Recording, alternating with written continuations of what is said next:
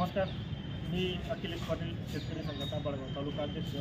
आज माझ्यासमोर शेतकरी संघटनेचे सर्व तालुक्याचे पदाधिकारी आज पाचोरा येथे उपस्थित आहेत। उपस्थित राहण्याचं खरं कारण म्हणजे की मागच्या 15-20 दिवसापासून आम्ही बडगाव तहसील आणि आज बडगावच्या प्रांताधिकारी साहेबांना बडगाव तालुक्यातले जे 32 गावं आहेत जे पोकरा योजनेत समाविष्ट नाहीत, नानाजी देशमुख कृषी संजीवनी योजना जी तालुक्यासाठी वरदान असलेली योजना आहे, त्याच्यात बडगाव तालुक्यातले जवळजवळ 32 गावांचा समावेश हा नाही आहे। त्या गावांचा समावेश करून त्या तालुक्यातील सर्व शेतकऱ्यांना न्याय द्यावा याच्यासाठी शेतकरी संघटनेच्या वतीने आज आपले पाचोऱ्याचे प्रांताधिकारी माननीय भूषण आयरे साहेब यांना निवेदन देण्यात आले।